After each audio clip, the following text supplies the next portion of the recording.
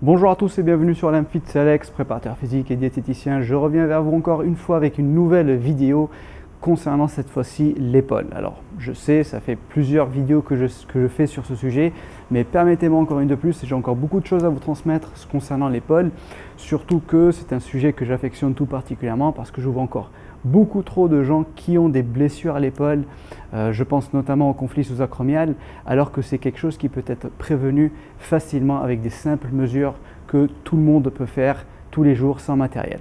Alors avant de commencer, très rapidement, j'aimerais remercier Espaceform à Château d'Olonne de m'avoir mis à disposition cette salle pour que je puisse faire cette vidéo. Donc merci beaucoup à eux, si vous êtes dans les environs, n'hésitez pas à venir regarder, c'est une salle qui est super sympa, vous avez tout ce qu'il faut pour faire des entraînements complets.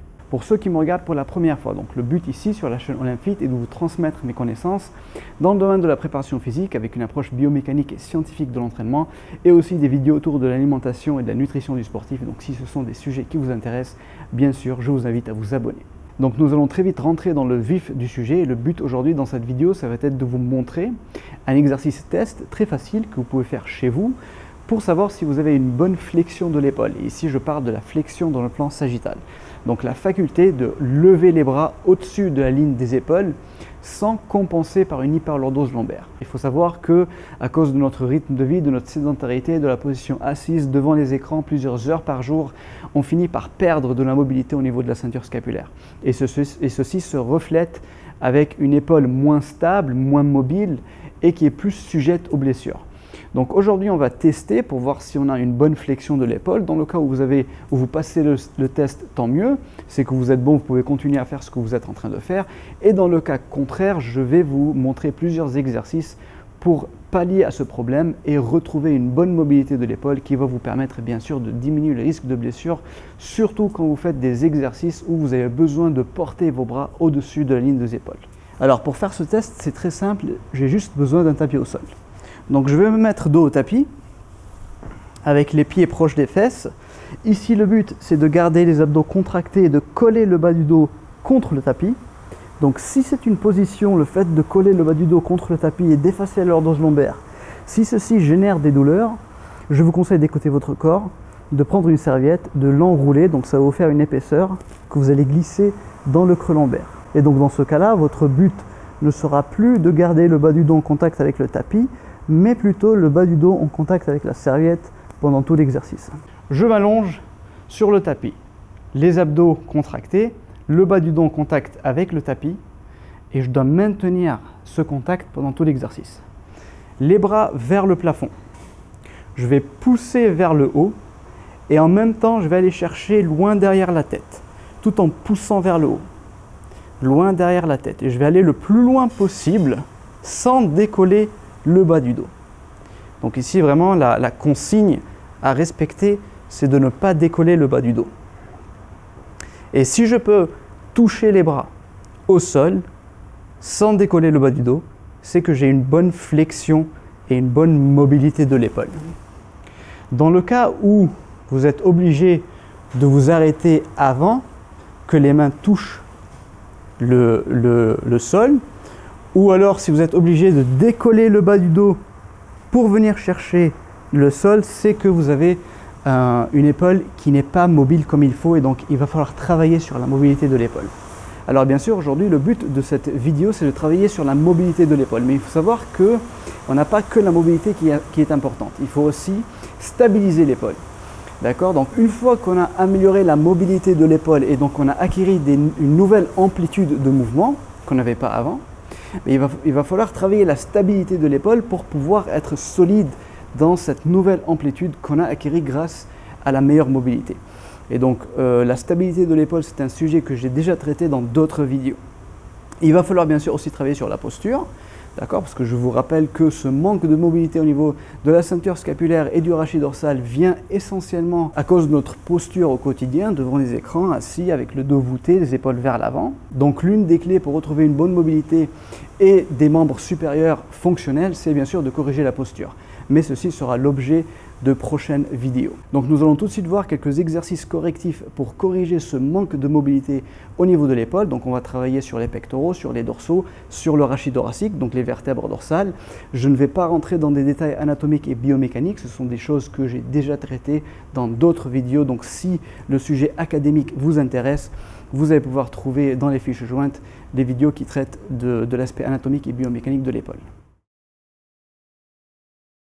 Nous allons donc commencer par des exercices d'automassage qui vont cibler les grands dorsaux et les pectoraux, dans le but de les assouplir, parce que ce sont des muscles qui, quand ils sont raccourcis, vont limiter la flexion de l'épaule et donc vont entraver le bon fonctionnement du rythme scapulo-huméral et augmenter du coup le risque de blessure, comme par exemple le syndrome sous-acromial. Donc je vais utiliser un rouleau de massage pour faire ces exercices et c'est un équipement que vous pouvez trouver pas cher dans n'importe quel magasin de sport.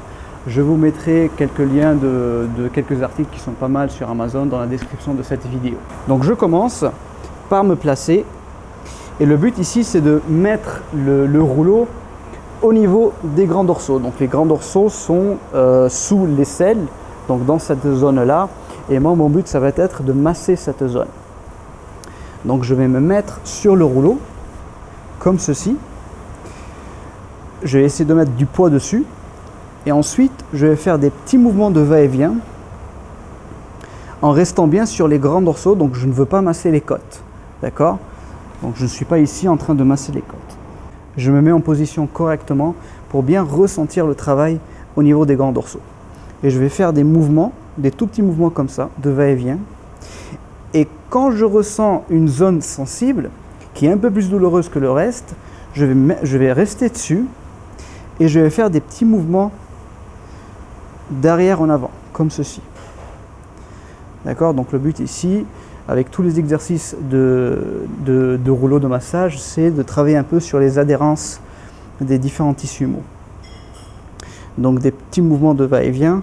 Et ensuite, quand je suis sur une zone sensible qui fait mal, je reste dessus et je vais faire des petits mouvements en arrière et en avant, comme ceci. Donc une chose importante à noter aussi quand je suis en train de masser les grands dorsaux, c'est de garder la paume de la main vers le haut. D'accord? Si je referme la paume, je suis en train de faire une rotation interne et du coup je contracte le grand dorsal, ce n'est pas ce qu'on veut. Donc la paume vers le haut, des petits mouvements aller-retour. Quand je trouve une zone sensible, je reste dessus. Donc bien sûr ça va faire mal au début, c'est normal, mais plus vous allez travailler dessus et moins vous aurez mal et la douleur va se dissiper et du coup vous aurez travaillé un peu sur les adhérences entre les différents tissus mous. Donc ici on est en train de parler du fascia, des tissus conjonctifs, des tendons. Et le but ici c'est d'améliorer les glissements de ces tissus les uns par rapport aux autres. Vous pouvez travailler au début avec des rouleaux plutôt lisses comme celui-ci. Et au fur et à mesure que vous progressez, que vous avez de moins en moins mal, le but c'est d'aller chercher un peu plus en profondeur avec des rouleaux cramponnés comme celui-là. Mais ne commencez pas avec celui-là parce que ça risque de vous faire vraiment très très mal et ce n'est pas le but. Donc bien sûr, quand vous avez fini de travailler un côté, n'oubliez pas de travailler l'autre.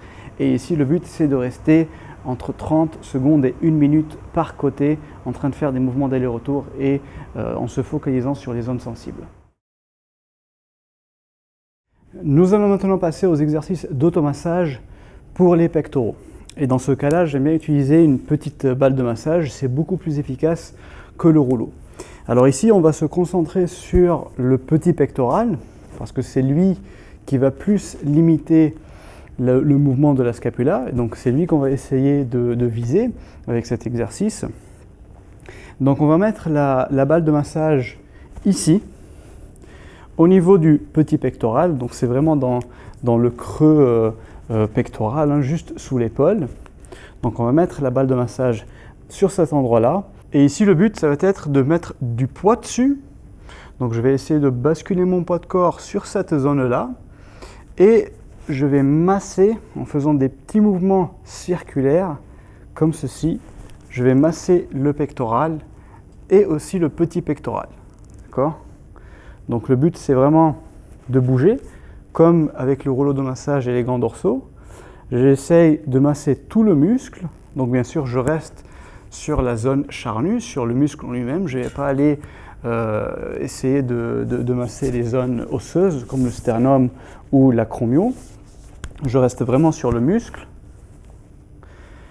Et quand je trouve une zone qui est un peu sensible, où il y a des adhérences de tissu mou. Dans ce cas-là, je vais mettre encore plus de pression dessus et je vais faire des mouvements de flexion et d'extension, toujours en maintenant une pression sur la zone d'adhérence, sur la zone sensible, et en bougeant l'épaule en extension et en flexion.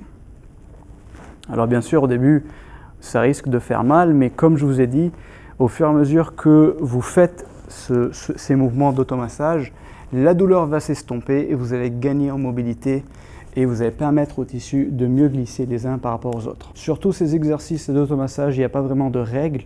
Le but ici, c'est de travailler sur les zones sensibles, de défaire les adhérences entre les différents tissus. Donc vous pouvez rester dessus autant de temps que vous pensez en avoir besoin. Le mieux serait quand même de faire des petites doses homéopathiques de l'ordre de 5 minutes tous les jours d'automassage au lieu de faire une grosse séance une fois par semaine. Donc une fois qu'on a fini le travail d'automassage sur les pectoraux et les dorsaux, ici le but ça va être maintenant de travailler sur la mobilité du rachis dorsal. Donc on va essayer de gagner en mobilité au niveau des vertèbres thoraciques. Et pour ceci, on va encore une fois utiliser un rouleau. Donc je positionne le rouleau au niveau du haut du dos, je ramène les pieds vers les fesses, je maintiens mon gainage, donc je ne veux pas faire une hyperlordose lombaire pendant l'exercice. Je vais faire un câlin à moi-même comme ça pour ouvrir l'espace scapulaire, comme ceci. Et à partir de là, je vais mettre un peu de poids sur le rouleau en surélevant un peu les fesses et je vais faire des mouvements de va-et-vient au niveau des vertèbres dorsales. Et pareil, quand je trouve une zone d'adhérence, une zone qui fait mal, je vais essayer de rester dessus. Ensuite, l'étape suivante, ça va être de faire des mobilisations des vertèbres dorsales en extension. Donc le but, ça va être de faire une extension dorsale en cherchant à reculer la tête le plus loin possible vers le tapis sans faire une hyperlordose lombaire. D'accord? Donc je reste bien gainé au niveau du rachis lombaire et je vais uniquement concentrer le travail au niveau du rachis thoracique. Et je vais essayer de travailler comme ceci au niveau de toutes les vertèbres dorsales.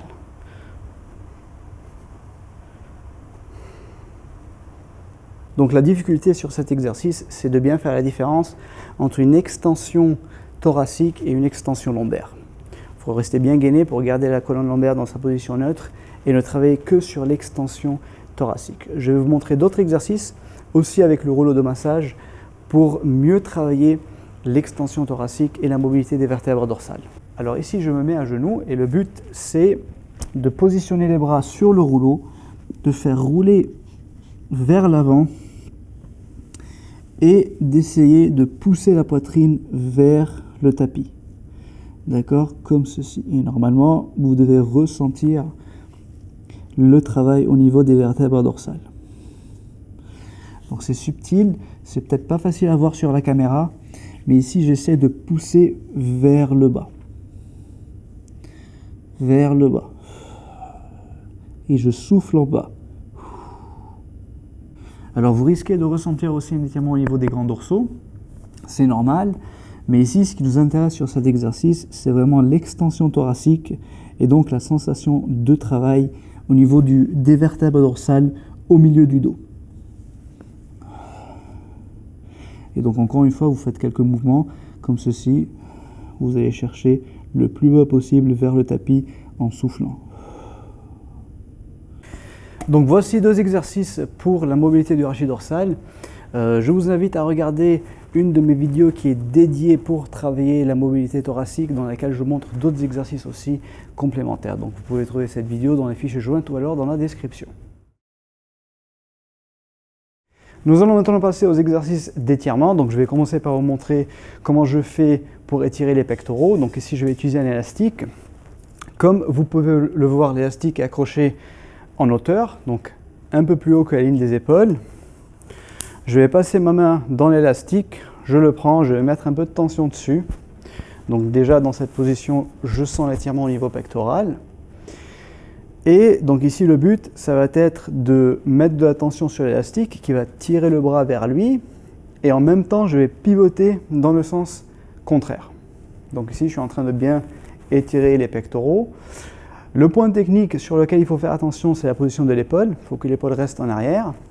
Si l'épaule est vers l'avant, comme ceci, je ne vais rien étirer du tout. Et deuxièmement, il faut aussi garder la main en rotation externe, parce que le pectoral est un rotateur interne. Et donc pour mieux l'étirer, bien sûr, il faut positionner le bras dans la position externe, dans la rotation externe. Donc c'est l'élastique qui tire, je pivote dans le sens contraire, je reste bien droit, l'épaule vers l'arrière et je ressens l'étirement au niveau pectoral. Alors bien sûr, vous pouvez varier la hauteur de l'élastique de façon à varier aussi la position du bras et étirer dans des positions où vous ressentez un peu plus l'étirement. D'accord? Donc ça dépend bien sûr de chacun d'entre vous et n'hésitez pas d'expérimenter avec plusieurs hauteurs possibles pour voir dans quelle position vous étirez le mieux, vous ressentez le mieux l'étirement des pectoraux. Et bien sûr, quand vous finissez de faire un côté, n'oubliez pas de faire l'autre. Pour les dorsaux, c'est pareil, je vais aussi utiliser un élastique pour l'étirement. Donc toujours la même position de la main dans l'élastique avec une rotation externe de la main parce que les grands dorsaux sont aussi des rotateurs internes, comme les pectoraux. Donc ici, pareil, c'est l'élastique qui va faire le travail. Je vais tirer dessus, histoire de mettre un peu de tension. Et le but ici, c'est de pousser les fesses vers l'arrière pour bien ressentir l'étirement du grand dorsal que vous allez ressentir dans cette zone-là. D'accord? Alors n'hésitez pas, encore une fois, d'essayer de bouger un peu pour voir dans quelle position vous allez plus ressentir l'étirement. Normalement, si je pousse la hanche du même côté du dorsal que j'étire vers l'arrière, je vais mieux ressentir l'étirement du grand dorsal. D'accord? Et donc dans cette position, pareil, vous pouvez varier la hauteur de l'élastique pour voir quelle est la position dans laquelle vous ressentez le mieux l'étirement. Et pour ces exercices d'étirement, ici le but c'est de rester entre 30 et 60 secondes par côté et de faire entre 3 et 4 séries. Voici donc pour la fin de cette vidéo sur la mobilité de l'épaule. Maintenant, vous avez quelques outils que vous pouvez mettre en pratique dès aujourd'hui avec très peu de matériel pour améliorer la mobilité de votre épaule et avoir un corps plus fonctionnel. Donc j'espère qu'elle vous a été utile. Si c'est le cas, bien sûr, je vous demande de la partager et d'aimer pour m'aider à faire connaître la chaîne Olymfit. Et sur ce, je vous dis à très bientôt dans une très prochaine vidéo.